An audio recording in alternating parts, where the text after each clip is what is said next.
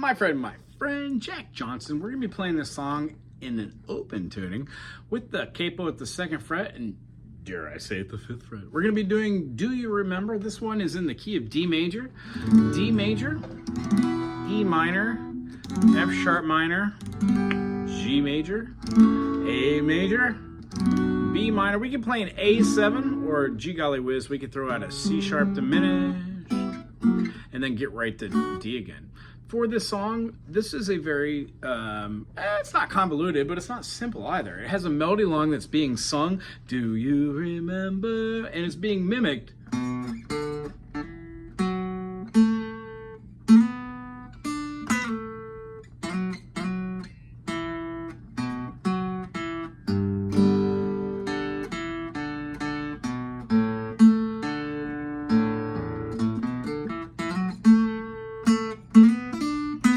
That melody is over the top. That's what's being sung. So if you're having a hard time singing and playing the melody at the same time, go real slow. Do you remember?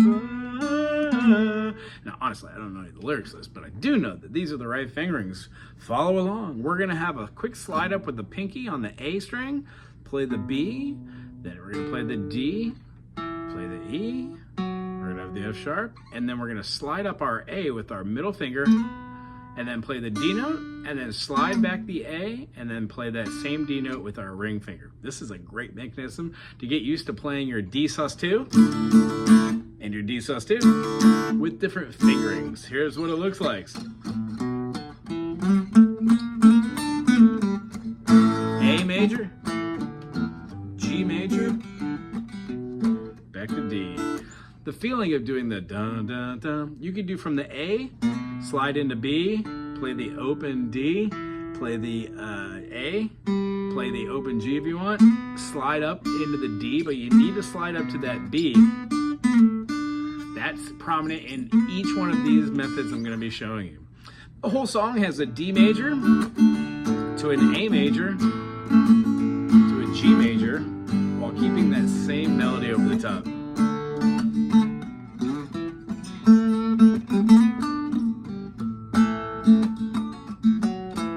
There's going to be an F sharp, E, A, G, A major, pull off, and then down to the G for the 1. You can throw in the 3, but it's not needed as the G is going to be going or over the top to mimic the melody line.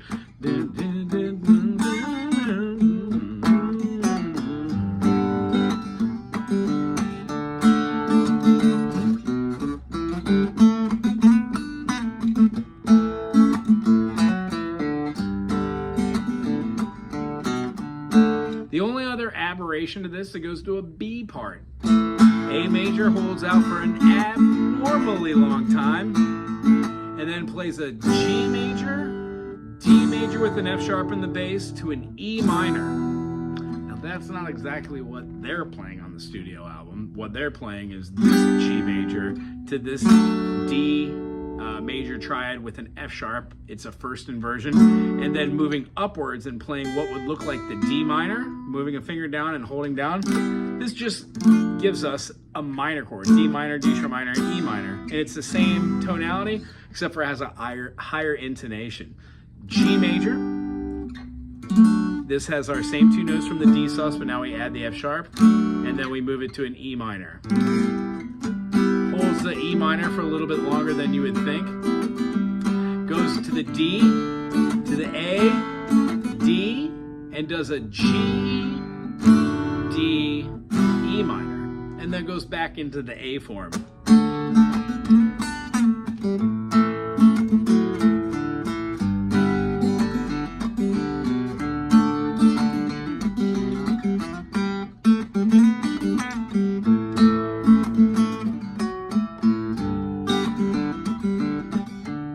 The song ends with that G, D, E minor, and ends on the classic 1 chord.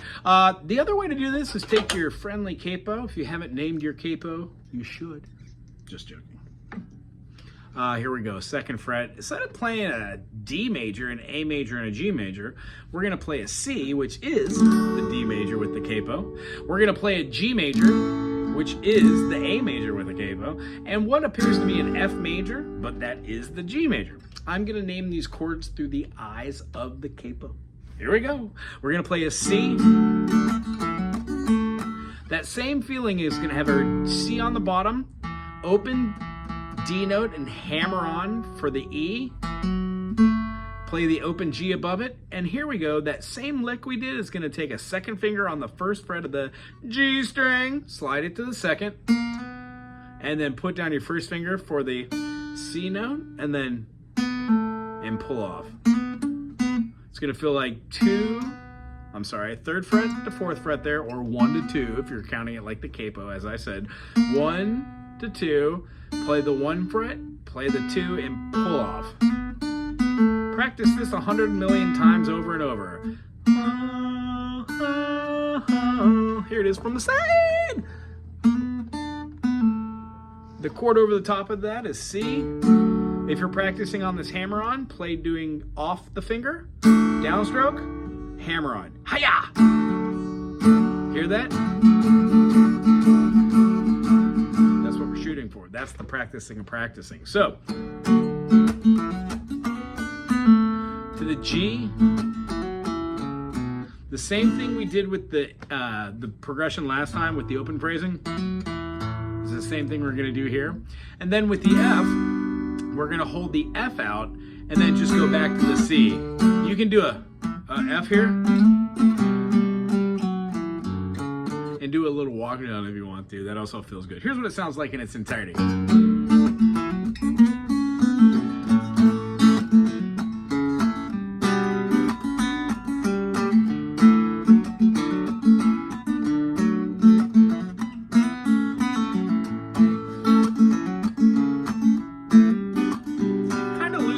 Something with the capo here, but tell you what, any way we could play this, if you have 2 guitars, yes, that would sound great over the top.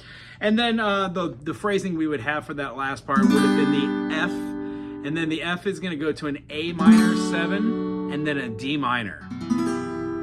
That's going to be the same thing as we would have played, but the notes themselves are actually going to be a G major, F, sharp diminished, or a D7 to an E minor. That's what those cards actually are right here.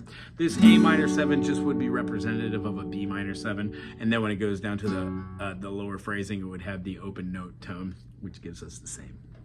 I hope this made a little bit of sense and put you in a better foundation to understand Mr. Jack Johnson's songs. Mr. Johnson. Anyway, if you like this, subscribe, thumbs up, put something cool in the comment section. And lastly, if you could put it at the 5th fret and then do the same thing. What are we looking for? We're looking for the D, A, and G. This is what a D chord looks like at the 5th fret. This is what an A chord looks like at the 5th fret. And then this is what a G chord looks like at the 5th fret. So,